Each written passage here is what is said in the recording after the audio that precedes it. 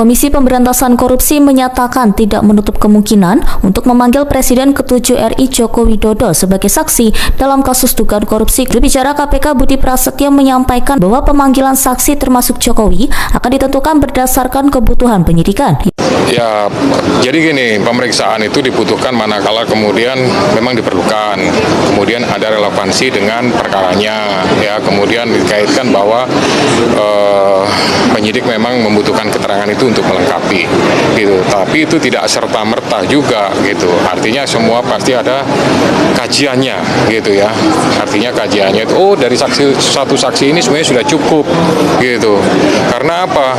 Proses penegakan hukum itu kan murah, cepat, sederhana. Prinsipnya kan begitu. Meskipun seringkali ada juga yang prosesnya agak lambat. Tapi lambat itu bukan karena memang disengaja. Itu karena semuanya karena ada beberapa pertimbangan yang sifatnya teknis. Ya itu penyidik lah, gitu. Ya.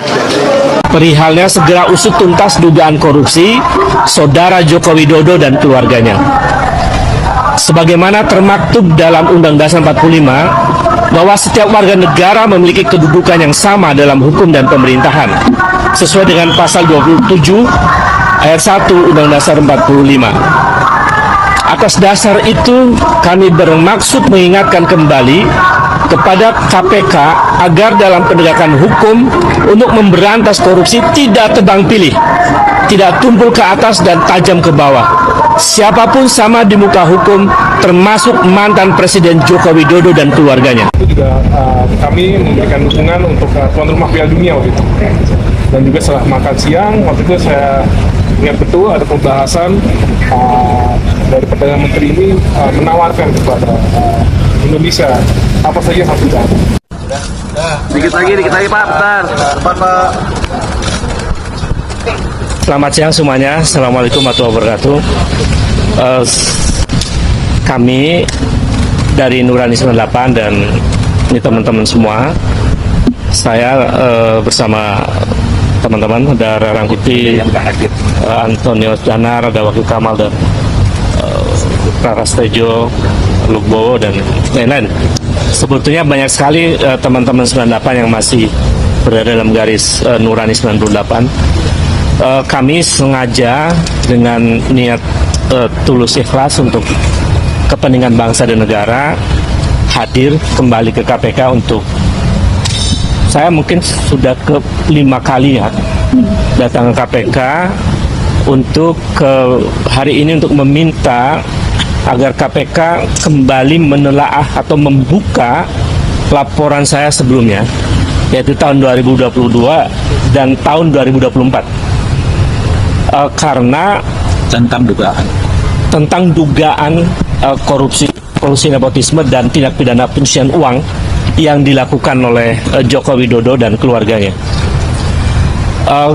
Kami tadi diterima oleh Dumas, berdiskusi cukup ya panjang lah, 30 menit ya, lebih dengan namanya boleh disebutkan boleh tidak, tetapi diterima dengan baik dan agak perdebatan sebentar, tapi kemudian ketemu solusi untuk membuka kembali apa yang sudah pernah kami laporkan itu. Kemudian kenapa kami datang kembali ke sini? Karena ada konfirmasi yang cukup kuat dari laporan OCCRP itu. Jadi sebetulnya laporan kami sebelumnya terkonfirmasi dengan rilis yang disampaikan oleh OCCRP. Dan kami merumuskan seluruh narasi ini dengan baik. Saya bacakan dulu isinya dan nanti dilanjutkan oleh Bung Agus Danar dan Bung Ray dan kawan-kawan yang lain. Ini kami sampaikan kepada Ketua KPK. Perihalnya segera usut tuntas dugaan korupsi Saudara Joko Widodo dan keluarganya. Sebagaimana termaktub dalam Undang Dasar 45 bahwa setiap warga negara memiliki kedudukan yang sama dalam hukum dan pemerintahan sesuai dengan pasal 27 ayat 1 Undang Dasar 45. Atas dasar itu, kami bermaksud mengingatkan kembali kepada KPK agar dalam penegakan hukum untuk memberantas korupsi tidak tebang pilih, tidak tumpul ke atas dan tajam ke bawah. Siapapun sama di muka hukum, termasuk mantan Presiden Joko Widodo dan keluarganya. Bahwa KPK berdasarkan undang-undang ditegaskan bahwa dalam menjalankan tugas dan wewenangnya, KPK berasaskan pada kepastian hukum, keterbukaan, akuntabilitas, kepentingan umum, proporsionalitas, dan penghormatan terhadap hak asasi manusia. Dengan dasar itu, kami kembali mendatangi KPK agar menjalankan semua proses pemberantasan korupsi sesuai dengan asas-asas yang telah ditetapkan oleh undang-undang, termasuk dalam menindaklanjuti laporan kami 3 tahun yang lalu dan setahun yang lalu tentang dugaan tindak pidana korupsi, kolusi, nepotisme, dan dugaan tindak pidana pencucian uang keluarga Joko Widodo. Bahwa mantan Presiden RI yang ke-7 yang kami laporkan KPK 3 tahun lalu bernama Joko Widodo telah disebutkan oleh lembaga internasional organisasi Crime and Corruption Reporting Project sebagai salah satu mantan presiden terkorup di dunia. OCC RP menyebutkan bahwa Joko Widodo secara signifikan melemahkan Komisi Pemberantasan Korupsi. Selain itu, OCC RP juga menyebutkan bahwa Jokowi telah merusak lembaga pemilihan umum dan peradilan Indonesia yang menguntungkan ambisi politik putranya bernama Gibran Rakabuming Raka. Perilaku kekuasaan semacam ini patut diduga kuat telah dilakukan praktek KKN yang patut menjadi perhatian serius KPK agar pimpinan KPK yang baru dapat mengembalikan citra dan wibawa KPK kembali dan lepas dari stigma bayang-bayang kekuasaan mantan Presiden Joko Widodo.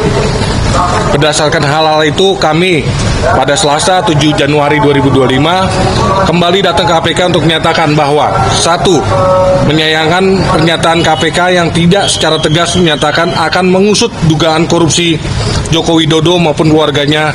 Gegerkan negara, Prabowo resmi desak KPK periksa Joko Widodo. Banyak dugaan korupsi berat yang harus diungkap. Langkah berani Presiden Prabowo yang mengguncang Indonesia. Selamat datang kembali di Menyala News bersama saya Charles Hulu. Hari ini kita akan membahas kabar yang menjadi pembicaraan hangat di seluruh penjuru negeri. Kabar yang dianggap sebagai langkah sejarah paling berani dari Presiden Prabowo Subianto. Kabarnya sudah terkonfirmasi resmi. Presiden Prabowo telah mengirimkan surat perintah dan desakan keras kepada Komisi Pemberantasan Korupsi atau KPK untuk segera memeriksa, menyelidiki, dan mengusut tuntas segala dugaan kasus korupsi, penyalahgunaan wewenang, dan kebocoran keuangan negara yang terjadi pada masa pemerintahan Joko Widodo atau Joko. Halo teman-teman, kembali lagi dengan saya di channel YouTube ini. Seperti biasanya, kembali saya membacakan komentar dari netizen, di mana di video sebelumnya ada banyak tanggapan dari netizen. Nah teman-teman, maka dari itu saya akan mulai dari komentar yang pertama dari Dirsya Sudirya mengatakan, penegak hukum rezim Jokowi asli nggak bakalan Jokowi diperiksa, semua Jokowi yang diperiksa oleh termul-termulnya. Nah mana berani jaksa dan KPK manggil Jokowi, kecuali Prabowo punya suruhan KPK dan jaksa memanggil Jokowi, dan juga Prabowo melindungi Jokowi. Rakyat sudah tahu semua, nggak semua rakyat goblok, jangan akal-akalan. Nah hukum jangan tebang pilih, semua warga negara sama di muka hukum. Nah rakyat nggak percaya kalau KPK berani jemput Jokowi jadi saksi. Apakah berani panggil Jokowi dan keluarganya? Ini mustahil. Kalau KPK bisa menghadirkan Jokowi, ini berita cuman omon-omon saja. Nah, kemudian komentar Jaya Lastuti mengatakan, KPK dan penegak hukum lainnya jangan cuman omon-omon. Periksa dan usut tuntas kepada mantan Presiden Jokowi. Hukum tidak boleh tebang pilih, jangan hukum berlaku pada yang lain, tumpul ke atas, tajam ke bawah.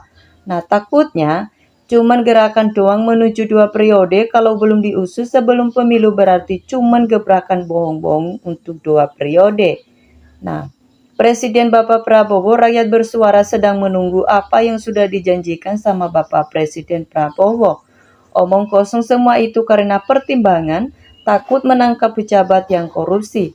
Nah, KPK yang dibentuk Jokowi sebaiknya dibubarkan saja karena tidak bisa bekerja sesuai dengan kehendak rakyat. Nah, emang KPK berani manggil Jokowi, ketua ini sandiwara ini jadi ketua karena Mulyono.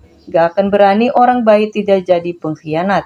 Nah, mana berani KPK sebelum orang KPK diganti, mustahil berani memanggil Pak Jokowi. Harusnya yang panggil memberi perintah. Kalau bisa secepatnya seperti kalau memproses orang kecil, mudah-mudahan ini bukan berita hoak. Nah, rakyat bersuara sangat mendukung untuk menegakkan hukum yang adil dan beradab. Terima kasih. Nah, siapapun orang gelar derajat semua pangkatnya kalau salah terlibat harus diperiksa dihukum. Kalau terbukti salah, itu baru adil. Nah, baguslah murah cepat sederhana kalau itu konsisten dilakukan. Kalau kasus yang memberatakan Mulyono, penegak hukum, tapi kalau yang menguntungkan Mulyono, gercep saja. Nah, benarkah? Kapan berani memanggil Pak Jokowi kalau kata-kata tebang pilih, tapi kenyataannya lain? Setuju usut tuntas kasus Jokowi dan keluarganya. Nah, tidak pandang bulu, biar siapapun kalau korupsi penjarakan seumur hidup.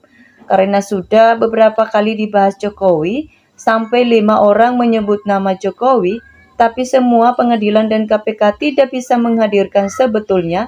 Pengadilan dan KPK mungkin sudah tak tahu pilihan ini. Nah, kalau Prabowo mau dimiskinkan Jokowi, di Nusa Kambangan baru dieksekusi, mati habis uang negara dirampok, Jokowi memilih uang 95%. Hanya 5% bergilir, di semua rakyat sudah kelewatan.